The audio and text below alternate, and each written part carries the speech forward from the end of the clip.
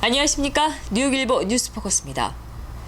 오늘 뉴스포커스는 뉴욕을 방문 중인 한국의 새누리당 김무성 대표 뉴욕 동포 환영회 소식으로 구성했습니다. 관련 리포트를 먼저 보내드리고 이어 김무성 대표가 환영회에서 전한 인사말을 전해드리겠습니다.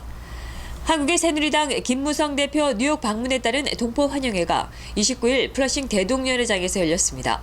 행사는 한인 500여 명이 행사장을 가득 채운 채 열려 한인사회에는 보기 드문 뜨거운 열기 속에 진행됐습니다.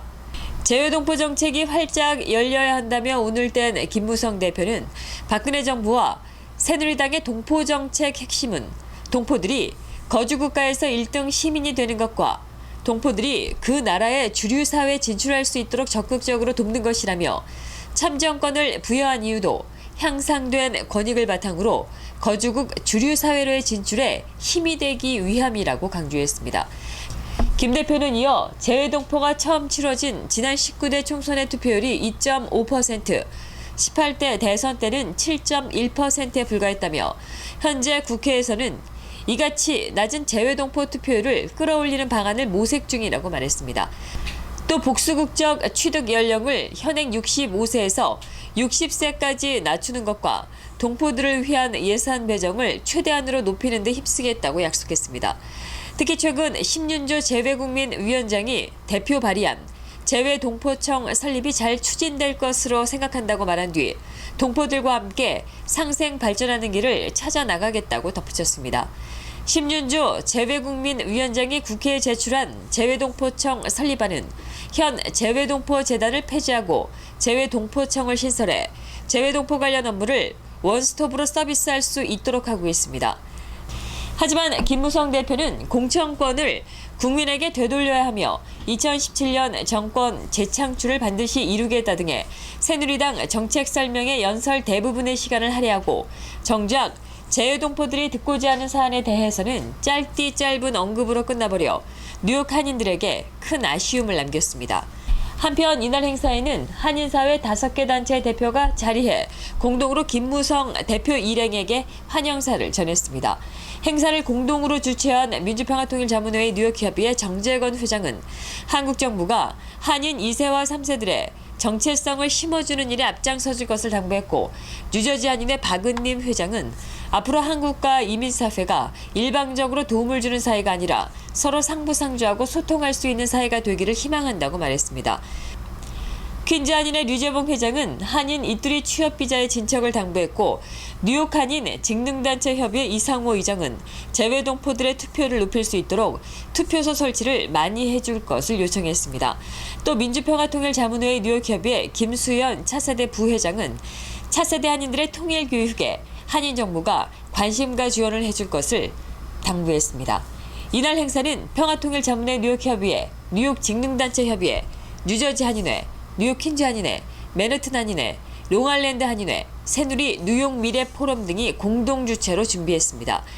김무성 대표는 25일부터 8월 1일까지 9일 동안 미국을 방문해 정당 외교를 펼치고 있으며 김 대표의 미국 방문에는 나경원 국회 외교통일위원장, 김학용 대표 비서실장, 김영우 수석 대변인, 심윤조 재외국민위원장 등이 수행하고 있습니다. 앞서 전해드렸듯이 29일 새누리당 김무성 대표 뉴욕 동포 환영회에서 김 대표가 전한 인사말을 보내드리겠습니다. 아까 보니까 6.25 참전 군인들 어르신들께서 많이 나와 계신데 어디 계십니까? 저기 다 계십니다. 연세는 지금 이제 85세 거의 다 되셨죠? 더 많은 분도 계시고 매년 워싱턴에서 6.25 참전 군인들의 또 미국 군인들, 참전 군인들의 행사가 있는데 그저께 저희 갔습니다. 그러니까 다들 85세에서 90세를 넘나드시는 군인들이 와 계시고 또 16개국 참전 군인들이 오셨고 또 우리 한국 군 6.25 참전 군인들이 많이 와 계셨기 때문에 제가 그분들이 아니면 과연 대한민국이 있을 수 있겠습니까? 그래서 그분들에 대해서 존경의 뜻으로 우리나라 관습인 우리 국회도 다 나오라 해가지고 큰 절을 드리는데 그걸 가지고 이제 국내 언론에서 좀 비판 기사가 많이 나오고 있는데 저는 잘했다고 생각하는데 여러분들 어떻게 생각하세요?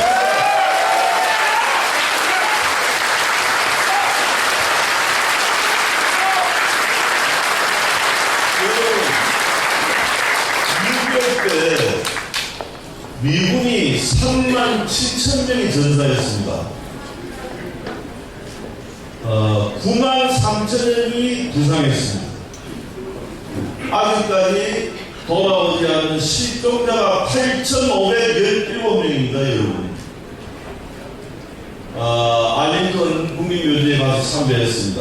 거기 가면은 여러분 공산군이 내려와가지고 팥죽 지세로 낙동강까지 밀고 내려갔는데 그때 낙동강 전선을 지켜주신 분이 바로 워커 장군입니다. 쓰리스타인데 그분이 6.25 전쟁 중에 돌아가셨습니다. 그래서 그분의 묘소를 찾았습니다. 여러분 돌아가신 우리 어른에 대해서 우리 관습이 큰절 2번 하는 거 아닙니까 여러분? 그거 해야 돼요.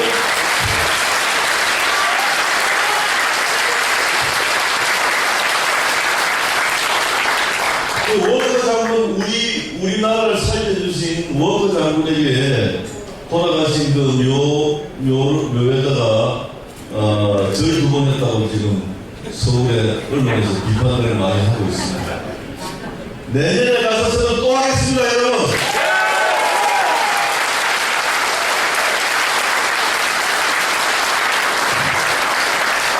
오늘 우리 대한민국이 광복 70년이자 또 남북 분단 70년 해입니다.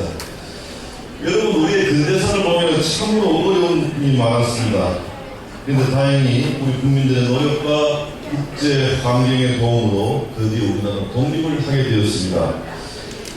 여러분도 잘 아시다시피 지난 70년간 대한민국은 정말 크게 발전했습니다. 2차 대전 이후 140여 개의 나라가 독립을 했는데 그 중에서 산업화와 민주화를 동시에 성공시켜서 선진국 수준에 올라간 나라는 우리 대한민국이 유일하다고 하는데 여러분 어떻게 생각하십니까? 여러분?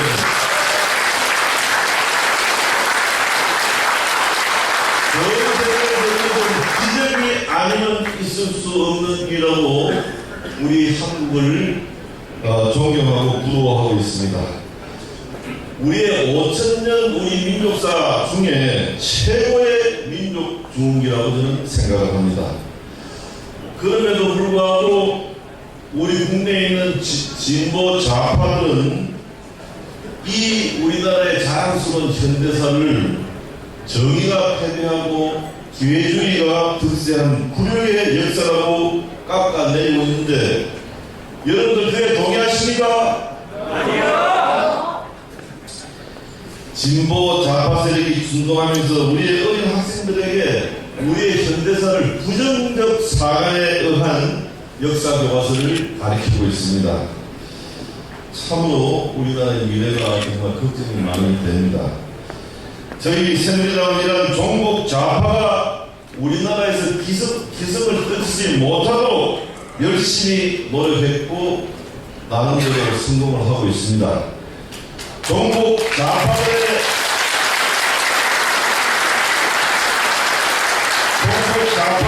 중동을 막는 유일한 방법은 우리 새누리당이 선거에서 계속 이겨서 정권을 재창출하는 데 있다고 생각하지 않습니까, 여러분?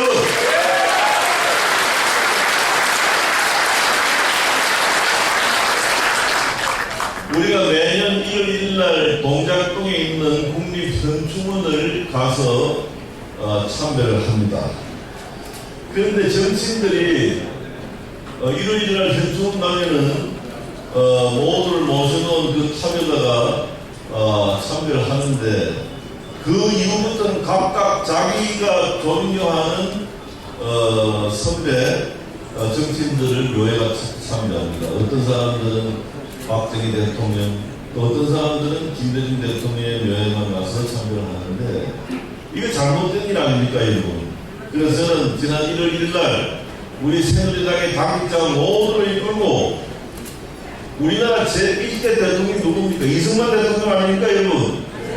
그래서 이승만 대통령, 박정희 대통령, 김대중 대통령 이렇게 이 순서대로 참배했는데 여러분 잘했죠?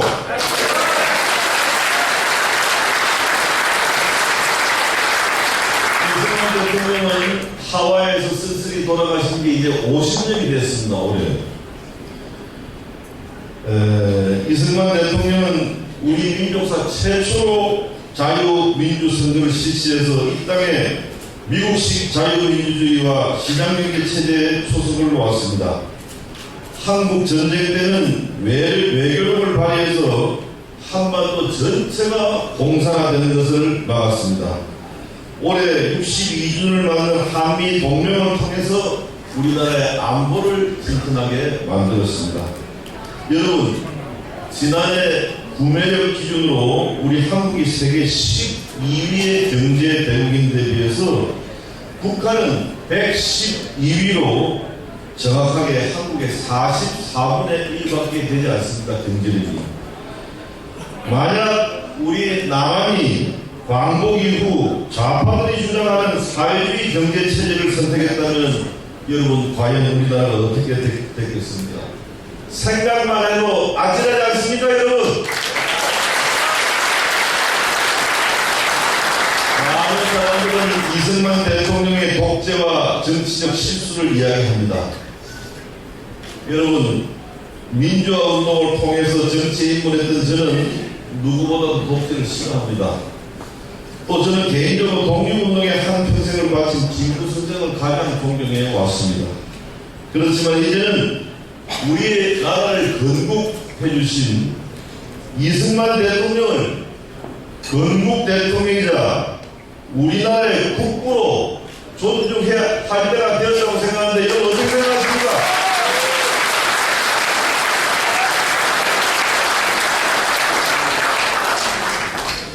모든 사람들은 인생의 길에서 공적과 가오의 흔적을 남기기 마련입니다. 이럴 때는 관은 줄이고 공을 높여야 합니다. 그래야 우리 나라 역사가 분명해집니다. 우리 대한민국 후손들에게 부정의 역사, 마이너스의 역사를 가르쳐서는 안 됩니다. 일부에서 비난도 하지만은 저는 건국 대통령인 이승만 대통령을 이제 역사적 재평가를 할 때가 되었다고 저는 생각합니다.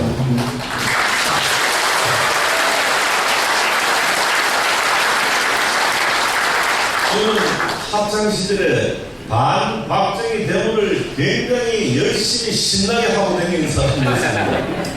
그러나 여러분, 세계에서 제일 못쓰는 우리나라를 이렇게 세계 경제 대국으로 만든 데는 박정희 대통령 공 아닙니까, 여러분?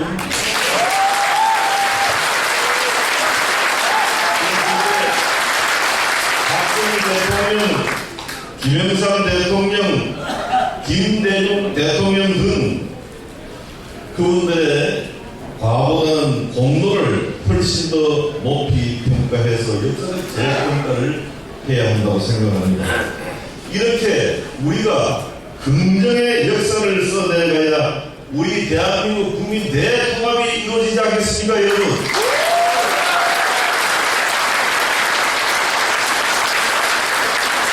여러분, 우리 옛날에 신정길이 잘 돼야 시집살이가 편하다는 이야기가 있습니다. 여러분들께서 해외여행을 가보시면 아시겠습니다만 우리나라 국민들이 비자 없이 갈 수 있는 비자 면제국이 145개국입니다. 미국과 영국이 147개국인데 대한민국이 세계 두 번째 그룹에 들어갑니다. 20, 30년 전과 비교하면 정말 우리의 국력이 크게 신장한 결과입니다. 그런데 요즘 대한민국의 미래를 걱정하는 목소리가 아주 커지고 있습니다. 많은 해외 동포 여러분들께서 걱정들 많이 하시고 계실 겁니다. 정치, 경제, 사회 각 방면에서 무엇 하나 속 시원히 해결되는 게 없다고 합니다. 요즘 한국 경제가 많이 어려워지고 있습니다. 수출도 안 되고 소비도 부진한데 지난해는 세월호 사태, 그리고 올해는 메르스 사태 때문에 정말 우리 국내 경제에 큰 풍역을 치렀습니다. 경제 성장이 잘 안 되다 보니까 청년들의 일자리가 없고 가정마다 빚에 시달리고 나라 빚은 참으로 많이 늘어나고 있습니다. 20년 전만 하더라도 우리의 경제 성장은 매년 6, 7% 성장했는데 올해는 3% 성장도 지금 어렵게 보이고 있습니다. 여기다가 지난해 합계 출산율, 여성 한 명이 아기를 놓는 비율을 합계 출산율이라고 그러는데 지난 10년간 60조 원의 예산을 쏟아부었는데도 불구하고 여성 한 명이 1.2명밖에 아기를 낳지 않습니다.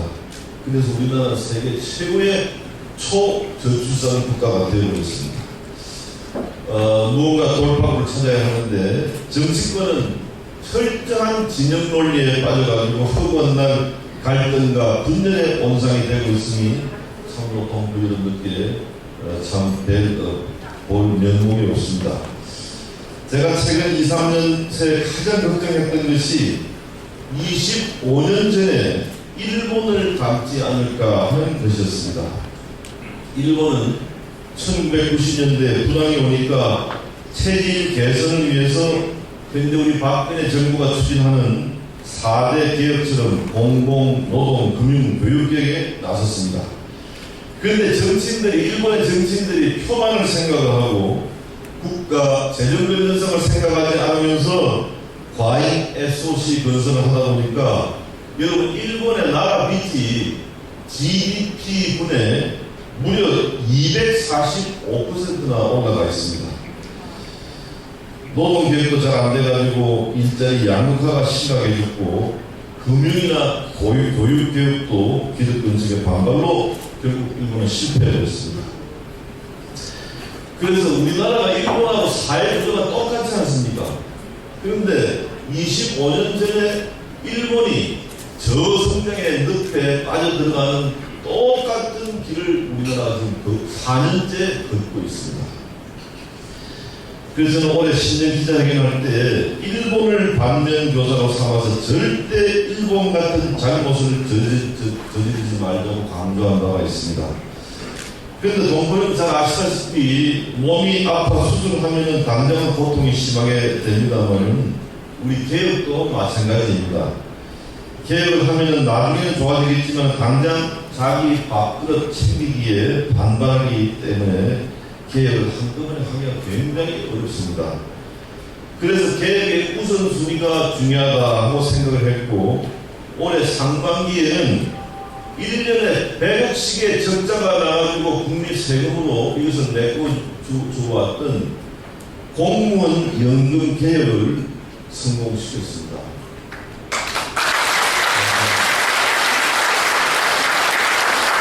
이 공무원 연금 개혁을 성공시켜가지고 2070년까지 무려 333조 원의 예산을 절약하게 되었습니다. 이제 올해 하반기에는 노동개혁에 올인하기로 결정을 했습니다.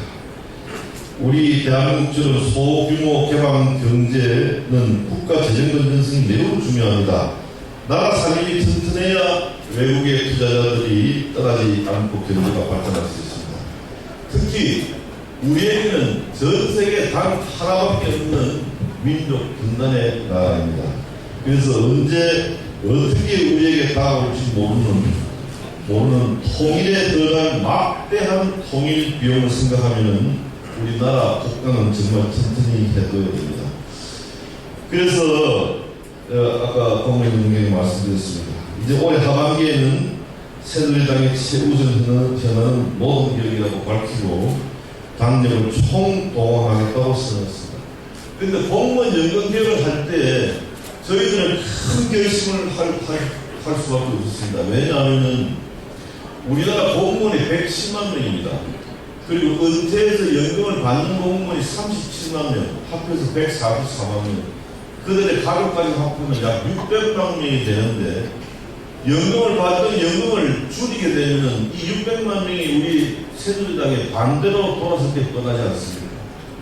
이 표만 생각한다면 저희는 공무원 연금 계획을 추진할 수 없었습니다. 그러나 여러분, 우리 새누리당은 우리의 미래 세대들을 위해서 표를 잃을 각오를 하고 공무원 연금 개혁을 착수했던 겁니다. 우리가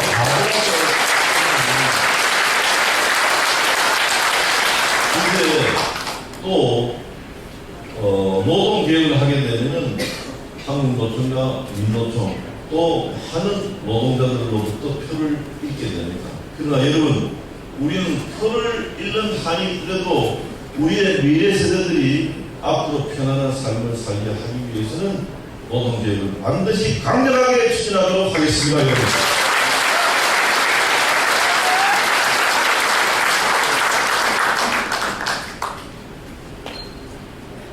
지금 우리나라의 저는 우리나라 시대 정신은 격차 해소라고 생각합니다. 잘 사는 사람 너무 잘 살고 못 사는 사람 너무 못 사는 거고, 예컨대 대기업과 중소기업 간의 격차가 너무 크고 정규직과 비정규직 간의 격차가 너무 크고 중장년 세대와 청년 세대 간의 격차가 너무 큽니다. 그리고 남성과 여성이 똑같은 일을 하는데 남성과 여성의 큰 격차가 있습니다. 또 고학력대 저학력의 임금 차이가 너무나 큽니다. 그러다 보니 청년들이 일자리를 찾지 못해서 청년 세대 체감 실업자가 무려 116만 명에 달하고 있습니다. 우리 새누리당은 노동시장 양극화를 그대로 뒀다가는 대한민국이 정치적, 경제적, 사회적으로 심각한 위기 상황에 처할 수 있다는 절박감을 우리는 절감하고 있습니다. 독일이 지난 2003년에 하르츠 개혁이라는 노동개혁을 통해서 경제를 다시 살려냈습니다. 당시 강력한 노동개혁을 추진했던 슈레더 전 독일 총리가 얼마 전에 서울에 와서 제가 만나가지고 많은 이야기 나눴습니다만, 슈레더 총리가 저에게 노동개혁은 정권을 잃을 각오를 하고 해야만 성공할 수 있다, 이렇게 저한테 이야기했습니다. 또 슈레더 전 총리는 이 슈레더가 3인당 4.12 정당의 좌파 정당의 당수였습니다. 그런데 그 당시 독일을 살리기 위해서 독일을 위해 당 모선인 사회주의를 버린다, 이렇게 정권을 갖다가 이 개혁을 하다가 결국은 정권을 잃고 맙니다. 그 다음에 집권한 세력이 메르켈 수장입니다. 그래서 슈레더가 닦아놓은 기초 위에 지금 현재 메르켈이 정치를 잘하고 있습니다. 이렇듯 개혁이라는 것은 정말 힘든 일입니다. 그러나 우리가 내년 4월에 총선이고 2017년에 대선을 앞두고 있습니다만 정말 고민이 큽니다. 그러나 우리가 정권을 잃을 각오는 하지 않습니다. 우리가 표를 잃을 각오로 이 노동개혁을 성공시키면 우리 국민들이 우리의 진정성을, 우리 새누리당의 애국심을 알아주지 않겠습니까, 여러분?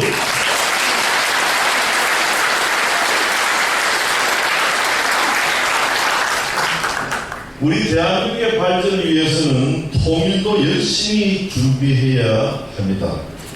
특히 해외에 나가신 동포 여러분들의 자존심과 자긍심을 위해서도 하루빨리 통일이 되어야 하겠습니다. 통일이 되어가지고 남북한에 합치게 되면 우리나라 인구가 7,500만 명이 됨으로써 세계 20위권의 인구 강국이 됩니다. 그렇게 되면 노동인구가 늘고 내수시장이 활발히 되고 초저출산 문제도 해결될 수가 있습니다. 한국이 필요로 하는 자원의 50%가 중국의 지하자원으로 현재 있습니다. 그리고 통일이 되게 되면 중국, 러시아, 일본을 철도와 도로 그리고 파이프라인을 연결해서 한반도가 대륙과 해양이 있는 진정한 가교 역할을 할 수 있습니다. 지금 우리나라 국방비가 국내 총생산의 2.8% 수준인데 독일의 예를 놓고 볼 때 통일하게 되면 이를 절반으로 줄여서 경제발전과 복지 예산에 투입할 수 있습니다. 그렇다고 독일의 사례에서 보듯이 준비되지 않은 통일은 우리에게 재앙으로 다가올 수 있습니다. 통일은 현실의 문제이고 경제의 문제이고 우리의 미래 생존과 번영이 달린 그런 문제라 생각됩니다. 이러한 통일을 준비하고 또 준비하는 것이 우리 정치인에게 주어진 역사적 사명이라는 그런 생각을 항상 염두에 두고 있습니다. 저도 지난해 2월부터 우리 당의 통일경제교실이라는 국회의원 공부 모임을 만들어서 매주 화요일 새벽 7시 반에 만나가지고 샌드위치를 먹으면서 통일 공부를 하고 또 통일의 청사진을 준비하고 있습니다. 많은 국민들에게 대한민국이 제일 잘못한 분야가 무엇이라고 물으면 10중 8구 정치권이라고 여러분들이 비판하고 있는 것을 잘 알고 있습니다. 그런 말을 들을 때마다 정치인의 한 사람으로서 정말 참 많이 부끄럽게 생각합니다.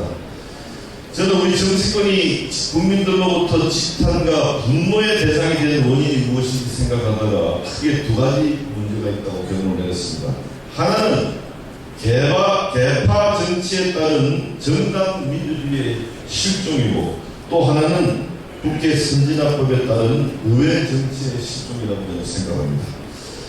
그래서 저는 작년 당대표에 출마하면서 그리고 또 2주 전 대표 취임 1주년 기자회견에서 상향식 공천권을 권력자로부터 빼앗아서 국민에게 돌려주는 정당 민주주의를 확립하겠다. 이렇게 제가 국민에게 약속을 드렸습니다.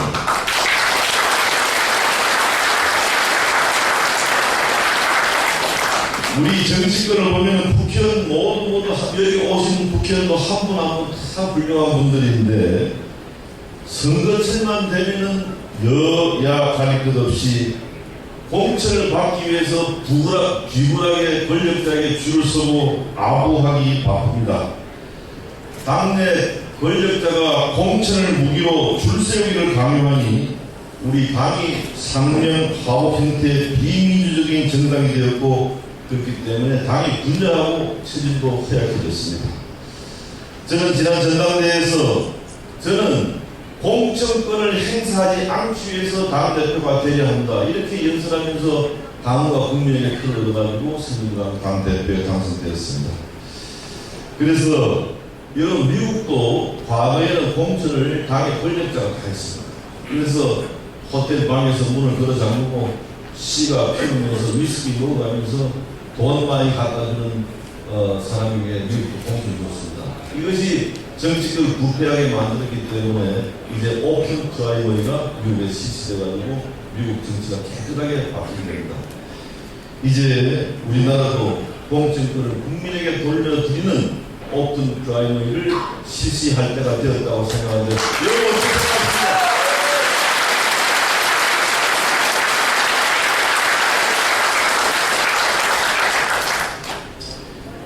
저는 앞으로 우리 새누리당을 여러분들 좋아하시는 보수급의 쓰리고 정책으로 끌고 가겠다고 말씀드린 바 있습니다.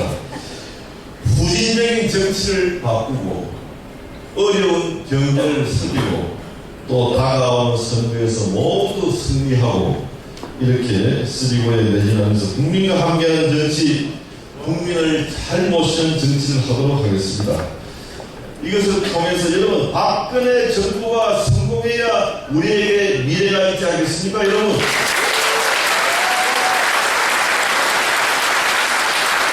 그래서 박근혜 정부를 반드시 성공시켜서 2017년 정권 재창출 반드시 이루겠다는 약속을 드립니다.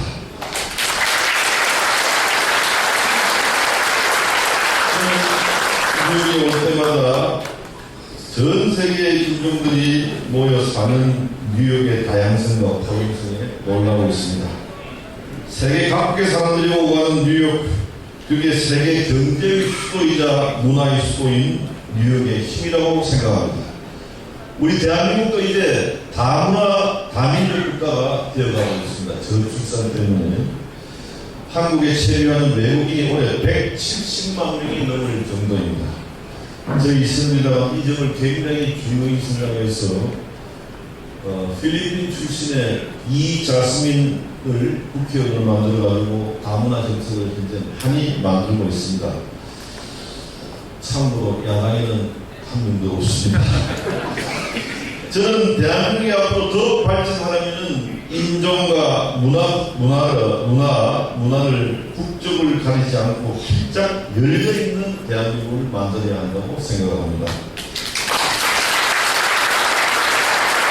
때문에 재외 동포 정책도 마찬가지로 열려 있어야 된다고 생각합니다.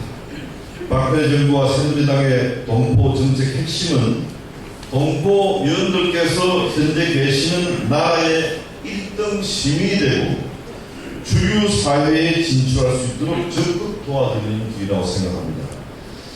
동포 여러분께 참정권을 부여한 이유도 참정권을 통해서 대한민국 국민이라는 자부심을 가지시고 향상된 권익을 바탕으로 거주국 주류 사회에 진출하는 데 힘이 되도록 하기 위해서였습니다. 다들 아시겠습니다만 재외선거는 지난 19대 총선과 18대 대선에서 처음 실시되었는데 투표율이 총선 때는 2.5%, 대선 때는 7.1%로 많이 낮았습니다. 국회에서는 현재 투표를 높이기 위해서 유권자 등록 또 투표소 설치 등에서 여러 가지 개선 방안을 많이 준비를 하고 있습니다. 복수 국적 취득 연령도 현재 65세에서 단계적으로 낮추는 방안을 추진하고 있습니다. 1차로 60세까지 낮추는 것이 목표입니다. 여기 계시는 우리 당의 재외국민위원장인 신윤정 의원이 법안 발의를 해주셨는데 재외 동포층을 신설하는 문제도 잘 추진될 것으로 생각됩니다. 동포 여러분을 위한 예산도 최우선적으로 배정하도록 하겠습니다.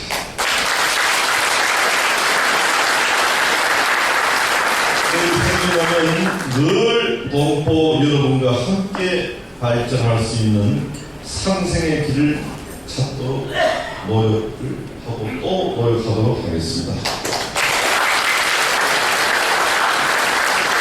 이상으로 뉴스포커스를 모두 마치겠습니다. 시청해주신 여러분 고맙습니다.